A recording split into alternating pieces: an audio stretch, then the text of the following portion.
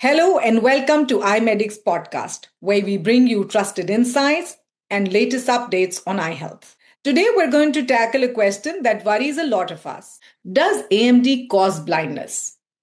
If you or any of your loved ones have been told they have AMD, the first question that comes to your mind or the first worry that you have is, will I go blind? What will happen to my vision in the long term?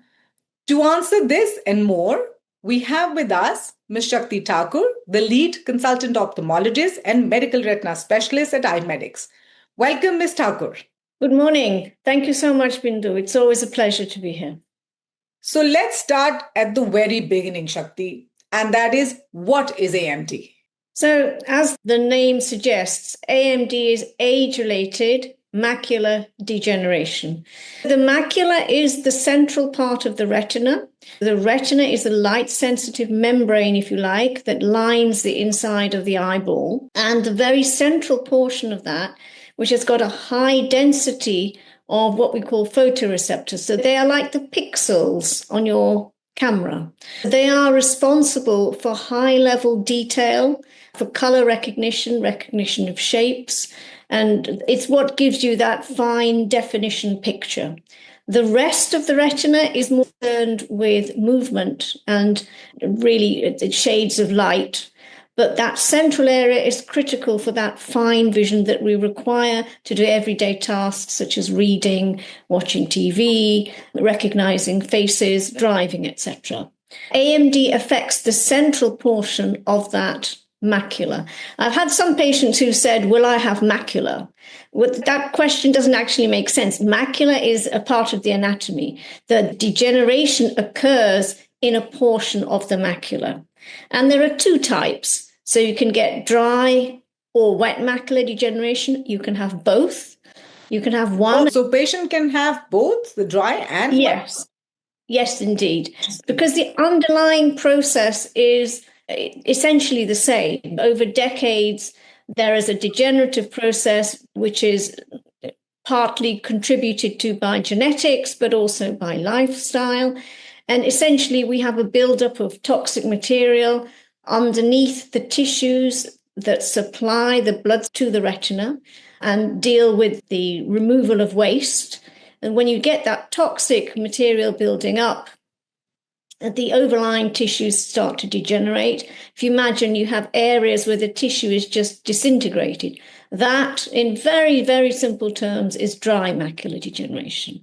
And it starts off with small patches, and then those small patches can then grow into a larger central patch. Okay. With wet macular degeneration, you have new blood vessels that grow in that central area. Those blood vessels can leak.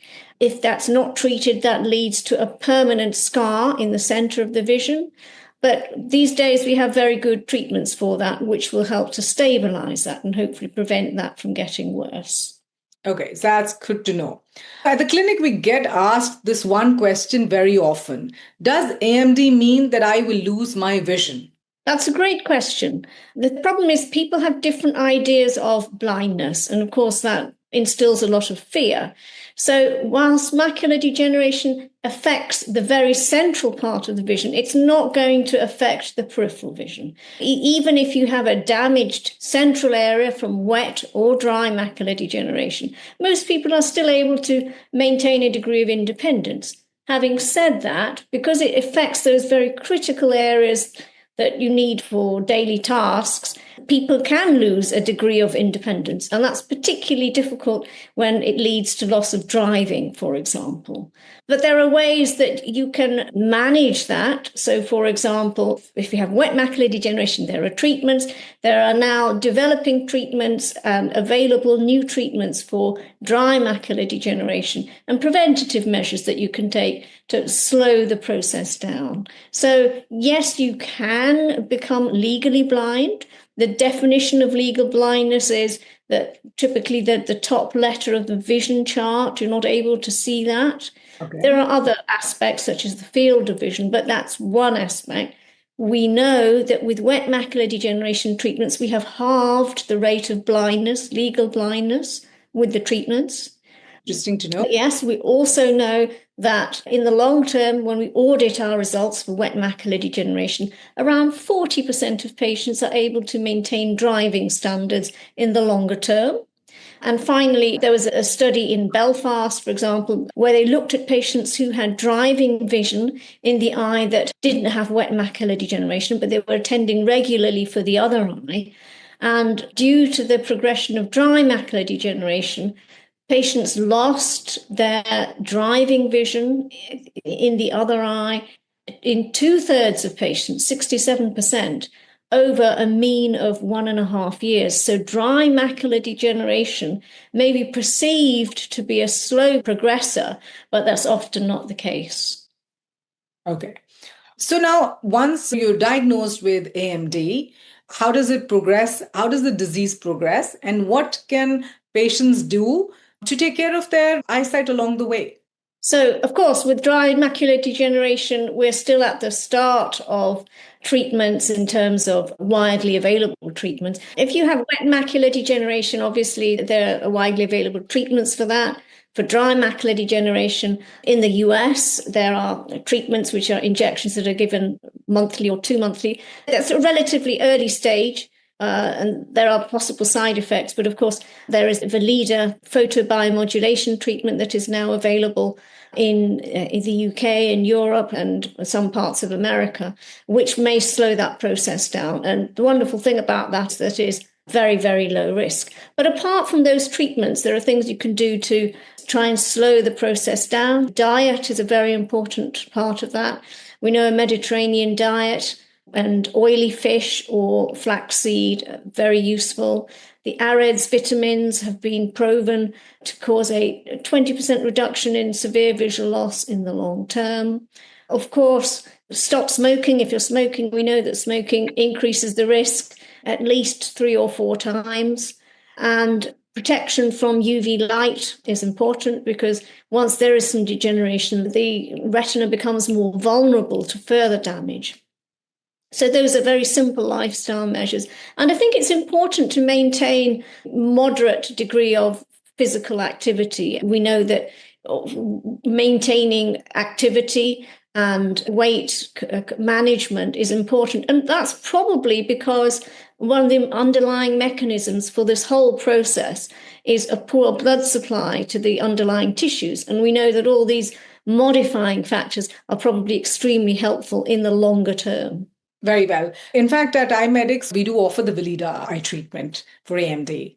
Now, my next question to you is, for those of our patients or our listeners who've been diagnosed with AMD, they're worried about how this will affect their daily life. So can you point out top 3 or 4 ways in which it can affect their daily life, and what can they do to address that? Of course, I see this very often. Typically, patients may have difficulty with their reading, and it may be that they're using varifocal glasses or bifocal glasses. So a very simple thing that they can do is change to single glasses for reading, because that gives you a larger lens, which is not then distorted by the transition between the different zones.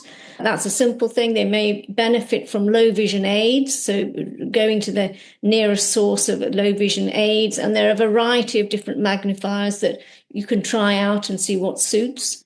Also, modern technology is quite helpful because using an iPad or a computer, or even a large phone, for example, you're able to increase the size of the font and adjust the brightness of the screen. And those changes can make it much easier for people with macular degeneration to read. But there are also some very smart applications, apps that are available. I frequently say to my patients, why not try out the Be My Eyes app or the Seeing AI app? And those are designed for people with visual difficulties. So if they're not able to read, for example, you can voice command your phone and hold your phone, hover it above a paragraph of writing, and your phone will read it to you. But there are also lots of other functions that can do. And as time goes on, these functionalities will only increase. I think it's very important to provide the kind of practical support in terms of lighting, the right tools, and having that support, which is quite essential, emotional support, social support, because when patients are making that transition, it can be very difficult for them. So if they have access to a patient support group, that can often be extremely valuable. In the UK, we have the Macular Society, and often hospitals have a patient liaison officer who can assist with that.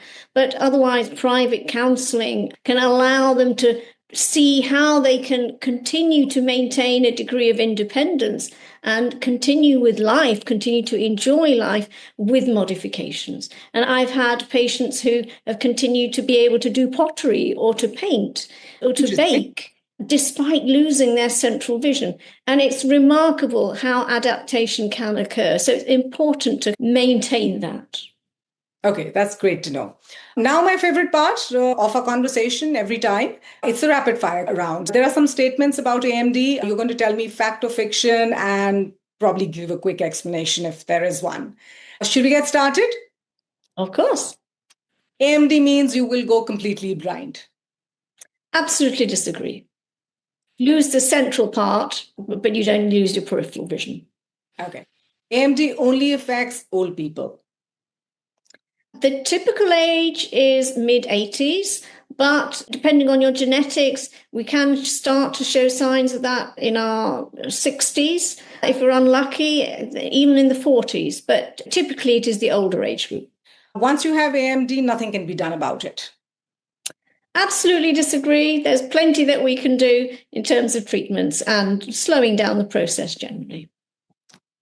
If your one eye is affected, the other eye will also get affected automatically. That is usually the case, particularly with wet macula, actually with both. If one eye is affected, typically 50% chance of the other eye becoming affected within 5 years. Okay, that brings us to the end of today's podcast. Thank you for your time, Shakti, and for sharing all the insights with our listeners. Thank you so much, Bindu. Always a pleasure.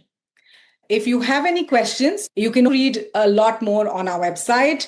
If you're diagnosed with AMD and would like more information, you can visit our website, eyemedics.co.uk. Until next time, take care of your vision and remember it's worth protecting.